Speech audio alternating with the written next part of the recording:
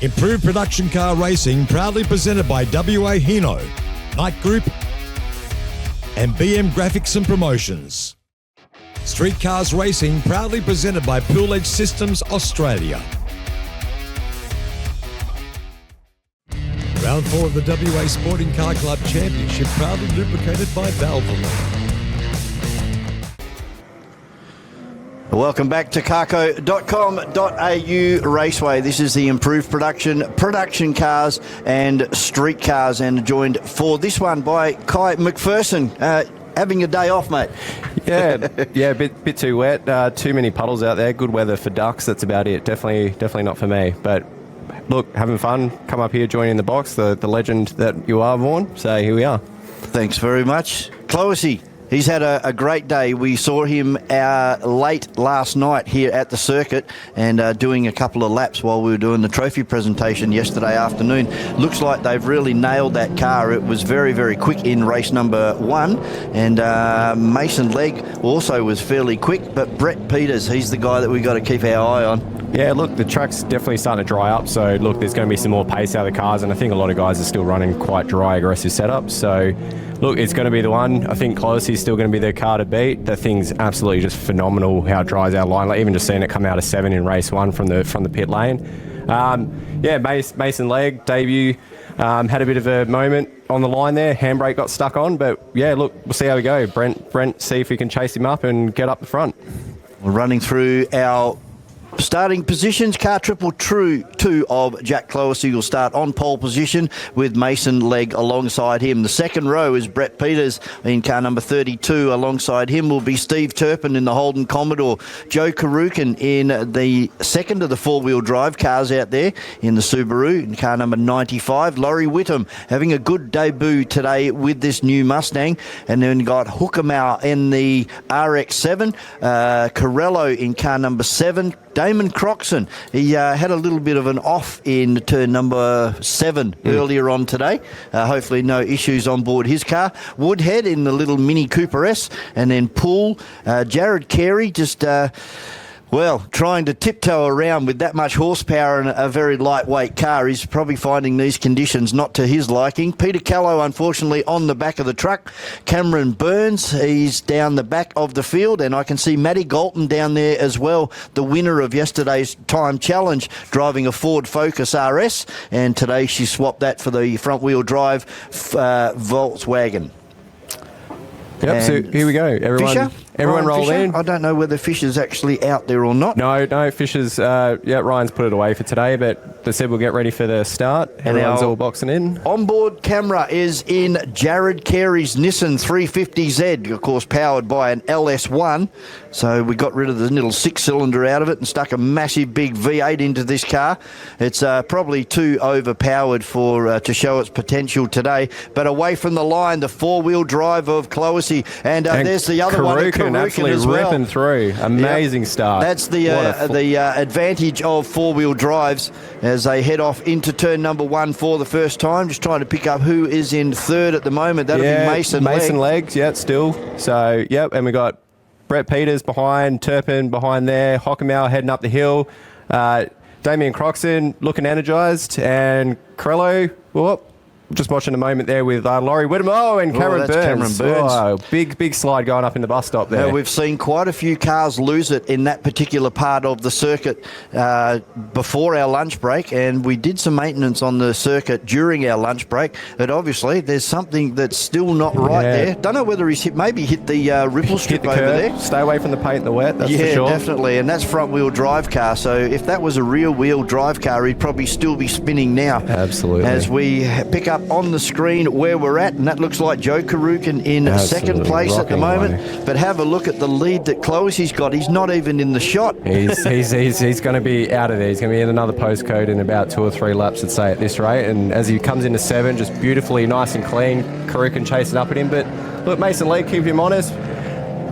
Brent Peters holding off Turpin in the Commodore as well as we continue through the line. But look, for the most part, pretty clean first lap. Obviously, a bit of a moment there for poor Cam Birds heading up the hill, but there's probably still a little bit of water rolling down the hill as well, particularly there at turn 3, turn 4. So starting to spread out very, very quickly here. There's a good gap in between most of the cars. Hookamau coming under attack now from Damon Croxon. And then we go back to Corello in the BMW, Jared Carey, who is carrying our live stream camera. And if we go back to Brent Peters in car number 32 as he hooks it around the left-hander and up and over the blind right-hander at turn 5, staying well and truly away from the red and white paint on the inside. And then you also have to worry about that tooth-shattering exit out of turn number 5. Absolutely. You hit that ripple strip, it just rocks the fillings right out of your face. Well, look, most of the guys would definitely be wanting to stay away from that at the best of times. So, look, particularly with a lot of these that they are road-based cars originally as well, so they still have some of those suspension components that aren't too friendly with that curb. But, yeah, look at that. We got Closey coming out of turn 7 now, just an absolute monster of a lead already. So, definitely good sectors for himself there coming around the whole way around the track. So I think as we continue to dry up a little bit more and the rain holds away, those times will continue to tumble in this race. Karukin in the Subaru WRX in second place, then Mason Legg in the Volkswagen and Brent Peters in the BMW as they come down in towards turn number 1. And that car of Mason's looking nice and stable on the road. It's sitting very nice. Yeah, looking very, very nice. You should be absolutely stoked with that, with the debut of the car to, be having as little issues, I guess, as we have, other than the fumble in race 1. For anyone who was tuning in the first race, he did have a moment on the start line, which was attributed to the electronic park brake deciding to kick in. Now we jump on board with Jared Carey on board the LS1 powered Nissan 350Z as he comes over the bus stop area, just hooks the right front onto the ripple strip and now hard up against the curb for turn number 4 and the big climb up and over the top of the hill. We can already see that car in front. I think that's Corello in the BMW. He'll be next on Jared's list. The rain light flashing away feverishly again. And we've seen a few people ping today for not having their rain lights on. So a very conservative entry into turn number 6 for Jared Carey. I don't know whether there's anybody around him, but very, very gingerly and came in the middle rather than entering turn 6 from driver's left. He's gone in and pretty much midfield. He's definitely hunting for grip, taking a bit of the go-kart line as we traditionally would call it, looking for a little bit of grip where there wouldn't conventionally be it. But it's a big horsepower car and look, probably a very aggressive dry setup still in that car. So as I said, he'd be looking for any sort of grip to get the power in wherever he can. But yeah, look, as I said, I think he's happy just to run around and obviously represent the street car category today. Oh, that's what we like to see out of the RX-7s. A big flash of flame from Hookamau. We don't have many RX-7s racing anymore. They once were the flavour of the month up here at Carco Raceway. And there's another big flash as he changes gears and heads up through the bus stop area again. And under D-cell, that big flash of flame. How spectacular is that on this dull and gloomy day to see that bright orange flash out of the back of the RX-7? We're just going to turn down on the exhaust and point it at the track and just dry it off a little bit for everyone.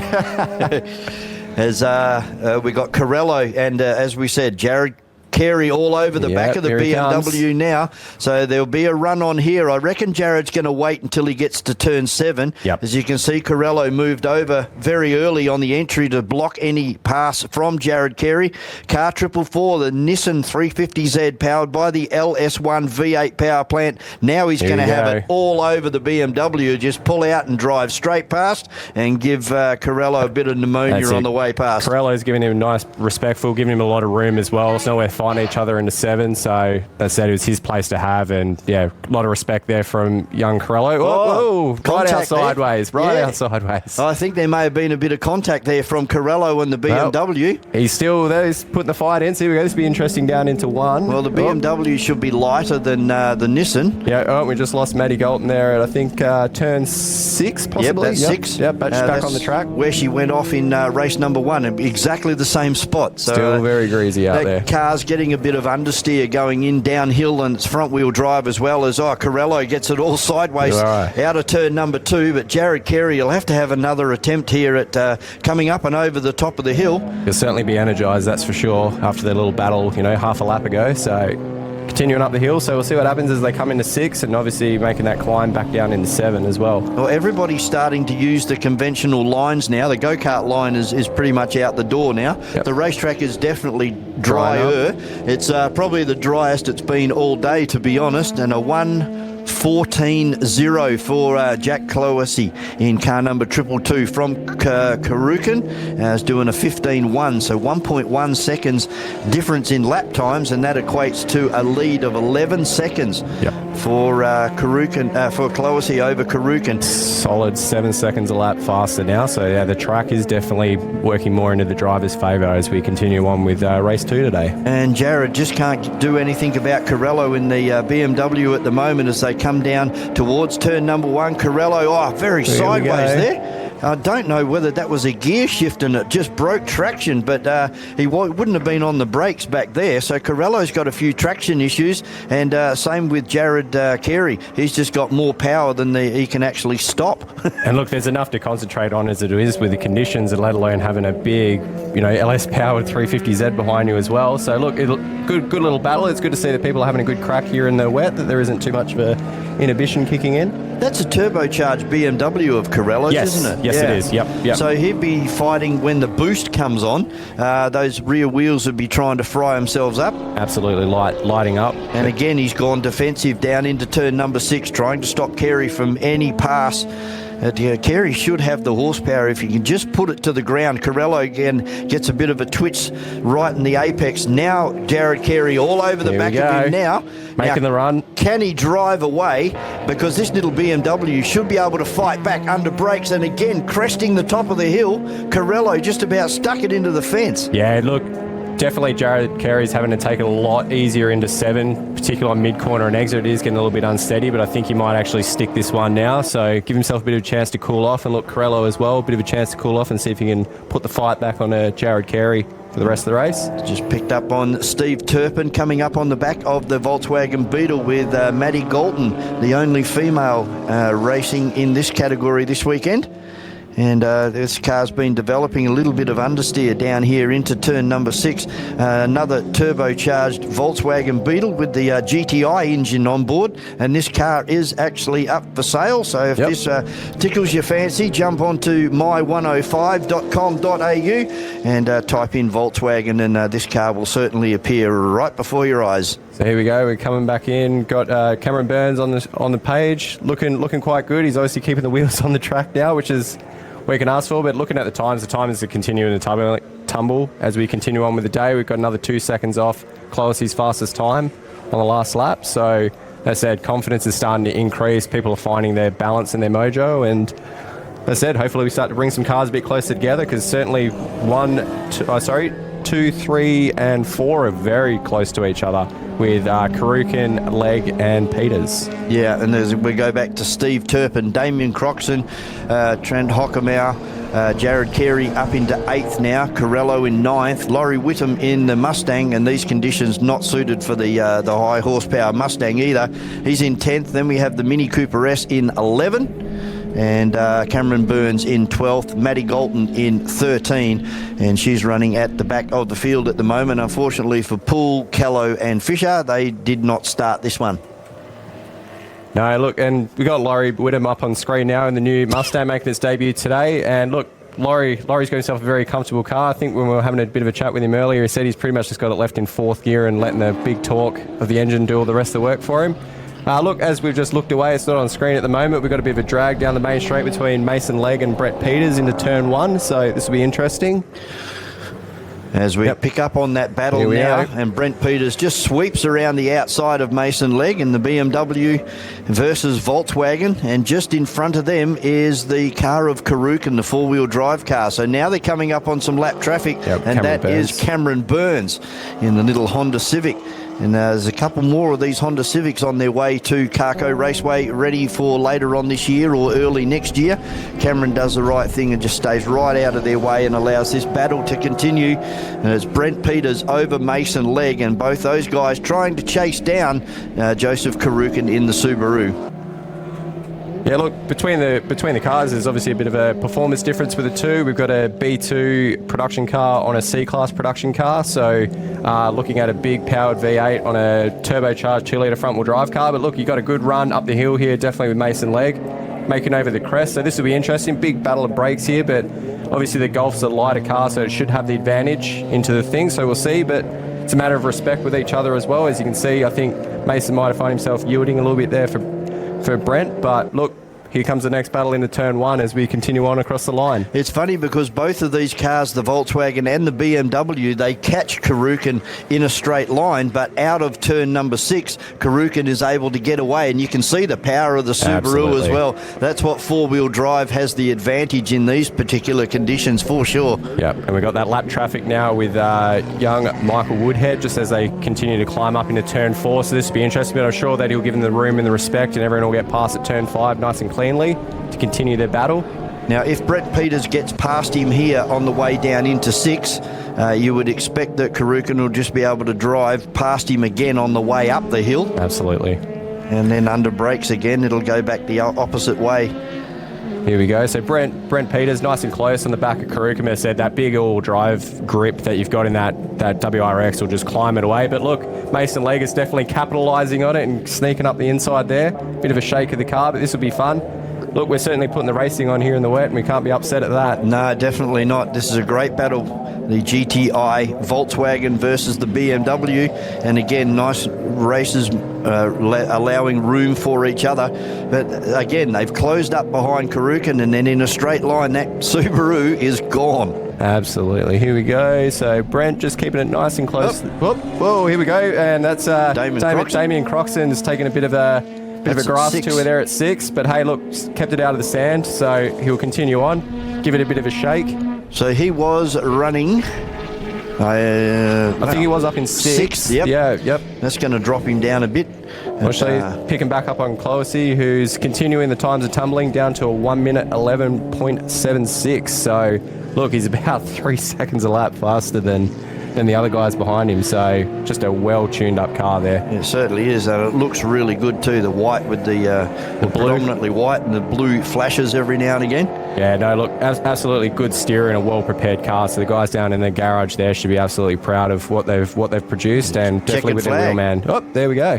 Checkered flag goes out to Jack Cloesy in car 222, and second across the line should be... Continuing the battle. Karukin. No, we're continuing the battle into 7. Here we go. So we've got... Brent Peters. Followed by Mason Legg. And Karukin. So, oh, look, the drag race down into the main straight. Here we go. And I would say Mason Legg has got that by probably half a metre if he was lucky. So... 8 1,000ths of a second. Wow, we wouldn't bloody read about it. So no, look, impressive race there. Look, good battle there between those 3 cars for most of that race. So absolutely massive power changes between the two, and handling, and obviously the drive line. You've got front wheel drive, a rear wheel drive, and an all wheel drive. So a good exhibition there. So Turpin will end up in 5. Hookamau should be next across the line in the Mazda RX-7 with those wonderful flames shooting out the back.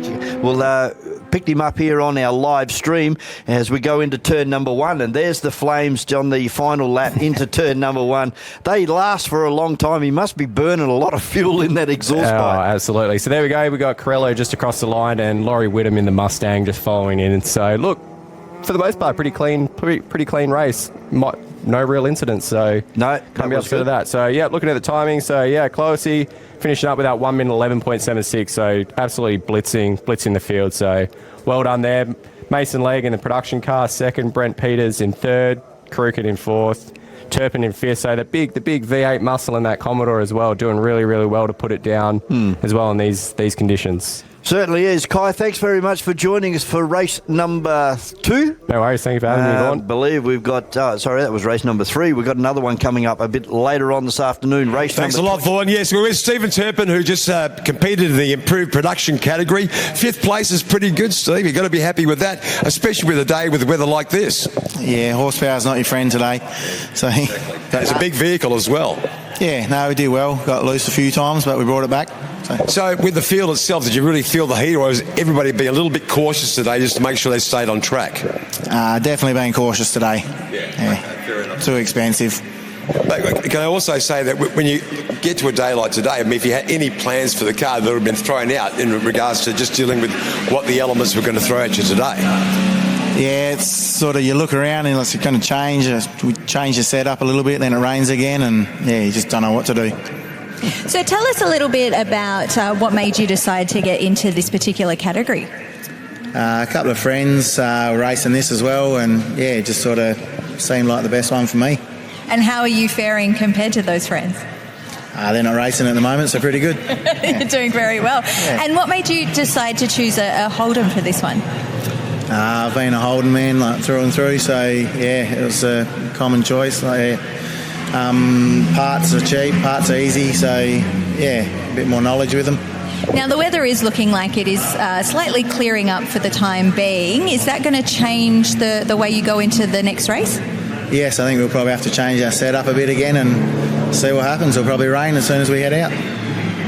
With the amount of people on the track through a wet race, I mean, you've obviously got your faculties, obviously like spider sense almost, in the sense of keeping aware of what's around you. But I mean, was there anything you planned with the car today before you got here that you wanted to try out on the track, or is it just something you just deal with when it comes to the race itself? Just sort of try when we get here. Haven't really raced in the wet a lot, so I thought we'll give it a go this time and yeah, just see what happens. Best of luck with the next race, mate. Hope it goes well for you, Steve. Thank you. That's it from us for Pit Lane for now. We'll be back a little bit later on and more racing all the way after this break. Round 4 of the WA Sporting Car Club Championship, proudly lubricated by Valvoline. Street Cars Racing, proudly presented by Pool Edge Systems Australia. Improved Production Car Racing, proudly presented by WA Hino, Knight Group and BM Graphics and Promotions.